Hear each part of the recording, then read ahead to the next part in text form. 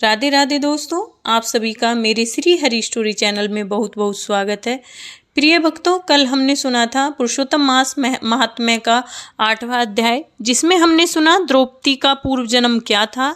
अगर आपने वो नहीं सुना तो आप जाकर सुन सकते हो। और आज हम सुनेंगे पुरुषोत्तम मास महीने का 9वां अध्याय, जिसमें हम सुनेंगे कि जब क्रोधी दुर्वासा ऋषि श्री कृष्ण पर क्रोध करने लगे तो स्वयं श्री कृष्ण ने उनका सामना कैसे किया और उन्हें शाप देने की नौबत कैसे आ गई। तो प्रिय भक्तजनों, कथा अंत तक जरूर सुनना। और अब हम शुरू करते हैं पुरुषोत्तम मास महात्म्य का 9वां अध्याय, जो इस प्रकार है। श्री कृष्ण का क्रोधी मुनि दुर्वासा एवं ऋषि कन्या की कथा कहना। नारद जी बोले, हे मुनि, वह मुनि की पुत्री उस वन में फिर किस प्रकार रही, किसके साथ उसका विवाह हुआ और किस मुनि ने उसका विवाह संस्कार कराया। इसमें नारद जी कह रहे हैं, जो हमने 8वें अध्याय में सुना था कि द्रौपदी का पूर्व जन्म क्या था, और जब उसका जन्म हुआ द्रौपदी का तो उसके पिता की मृत्यु हो गई, क्योंकि माता की पहले हो गई थी और पिता की बाद में। तो इसमें नारद मुनि ये पूछ रहे हैं कि वो ब्राह्मण पुत्री, मतलब वो एक ब्राह्मण की पुत्री थी, वो उस वन में फिर अकेले कैसे रहीं और किसने उनका विवाह का संस्कार किया। श्री नारायण जी बोले, पिता के शोक में डूबे रहकर इस प्रकार बहुत सा समय बीत गया कि वो अपने पिता के शोक में द्रौपदी बहुत समय तक डूबी रही और बहुत समय बीत गया। एक समय उसने साहस किया कि उस वन में महाक्रोधी दुर्वासा ऋषि उसके निवास पर आ पधारे। कि एक समय, मतलब जो दुर्वासा ऋषि थे, जहाँ वो द्रौपदी रहती थी वहाँ पर आ गए।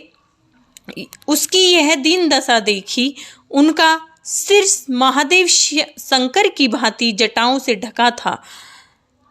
श्री कृष्ण अर्जुन से बोले, हे दुर्वासा, वही ऋषि हैं जिन्होंने तुम्हारी माता की पूजा से प्रसन्न होकर उन्हें देव आवाहन शक्ति प्रदान की थी।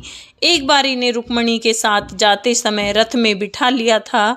मार्ग में दोनों को प्यास ने सताया। रुक्मणी ने अपने सूखे अधरों से और तालू को दिखाकर मुझे जल लाने को कहा।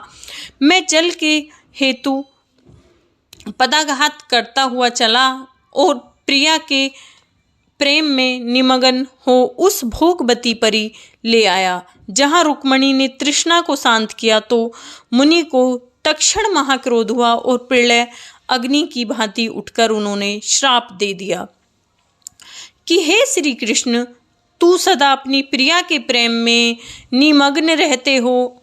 तुमने उनके ही कारण मेरा तिरस्कार किया है और वह अपनी श्रेष्ठता दिखाकर पानी पीती है, अतः तुम दोनों का वियोग होगा। मतलब इसमें दुर्वासा ऋषि ने श्री कृष्ण को ये श्राप दिया कि तुम अपनी रुक्मणी, मतलब अपनी प्रिय पत्नी के वियोग में ही तड़पते रहोगे।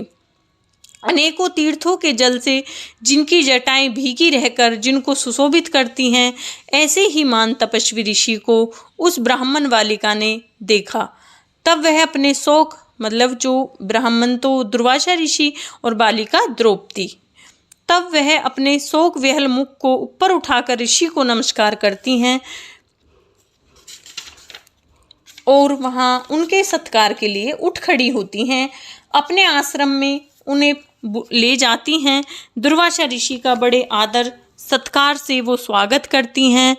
अर्घ पाद एवं नाना प्रकार के जंगली फल फूलों से उनका अतिथि के रूप में बहुत स्वागत करती हैं और उनसे विनय करती हैं कि हे माँ भगा, हे ऋषि मुनि, अत्रि गोत्र कुल के सूर्य, आपको मेरा नमस्कार है।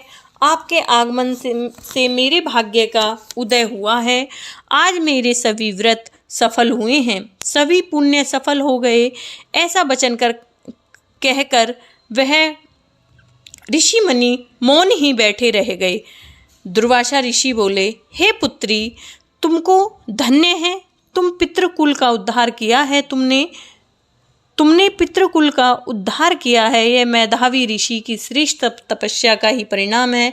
मैं कैलाश से तेरी धर्मशीलता जानने से निमित्त ही आया हूँ। अब मैं जल्द ही बद्री का धाम पहुंचूंगा। मैं श्री बद्री नारायण के दर्शनों की इच्छा से जा रहा हूँ। ब्राह्मण की पुत्री द्रौपदी कहने लगी, हे ऋषिराज, हे ऋषि मुनि, आपके दर्शन का पाकर मेरा दुख का सागर सूख गया। भविष्य में भी मुझे अपने शुभ को संभावना दिखाई देती है। हे कृपालु, क्या आप इसके विषय में नहीं जानते? कृपया करके इस अग्नि से मुझे बचाइए। हे तपस्वी शीघ्र मुझे उचित उपाय बताओ। मुझसे विवाह करने की कोई भी इच्छा नहीं रखता, इससे तो मैं सुधा हो जाऊंगी। इसी भय से मैं सो नहीं पाती, भोजन की इच्छा नहीं होती। हे मुनिराज, अब तो मृत्यु के अतिरिक्त और कोई मार्ग नहीं सूझता। ऋषि दुर्वासा उसके लिए कोई युक्ति विचारने लगते हैं। तो प्रिय भक्तजनों, इसका अगला अध्याय हम सुनेंगे कल 10वें अध्याय में, और हमारा पुरुषोत्तम मास महात्म्य का 9वां अध्याय यहीं पे समाप्त होता है।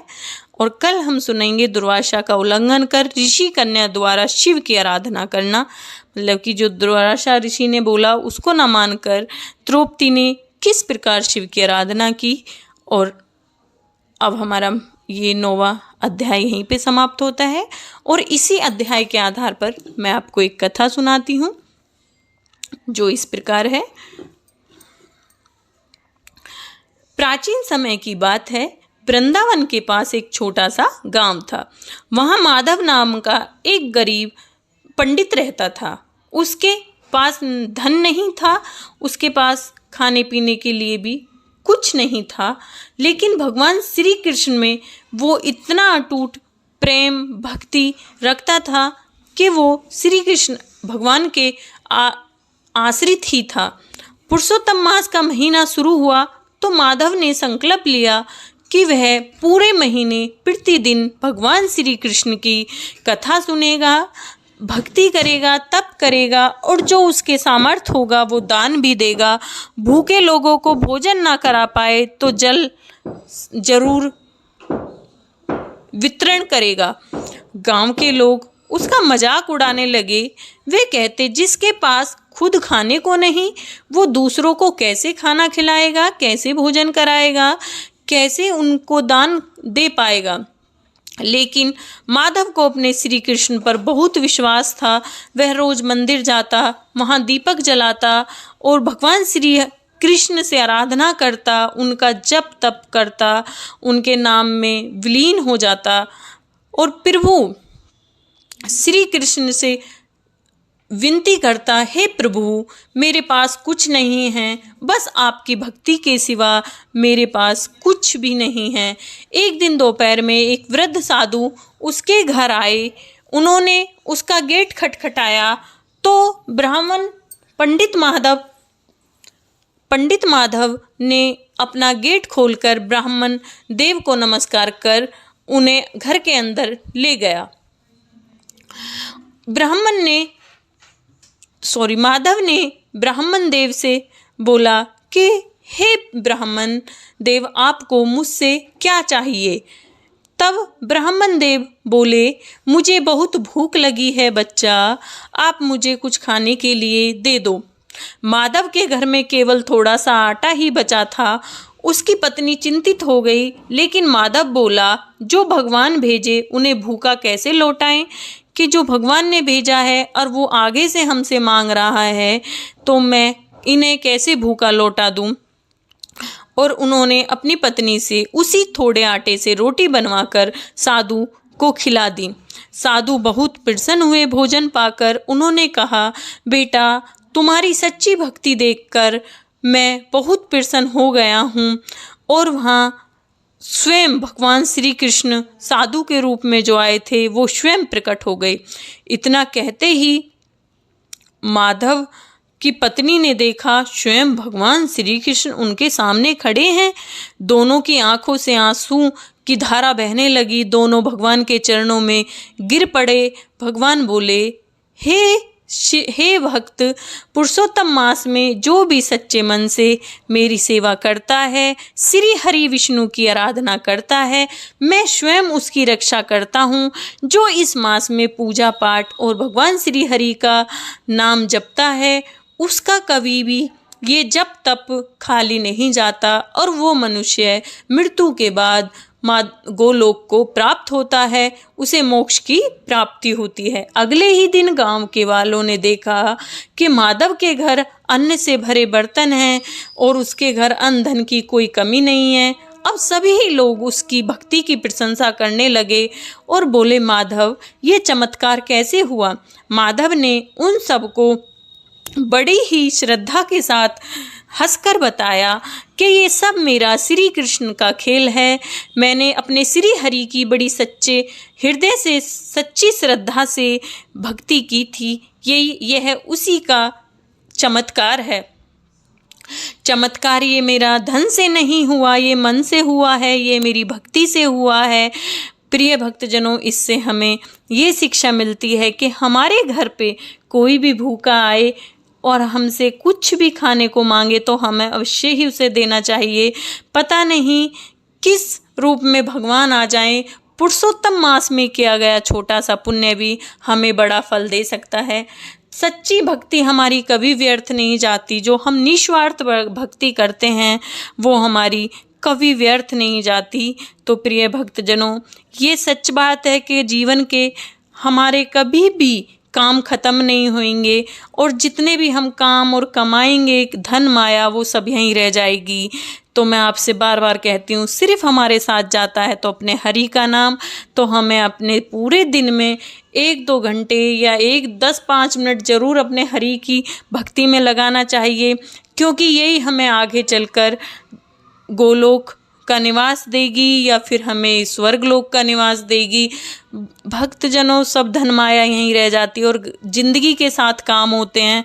कामों के साथ साथ हमें अपने लिए भी कुछ करना चाहिए, तो वो है श्री हरि का नाम जपना, क्योंकि हमारे साथ सिर्फ हमारा नाम खड़ा होगा जब हम मृत्यु के बाद अपने ईश्वर के पास जाएंगे। तो सभी जोर से बोलिए राधे।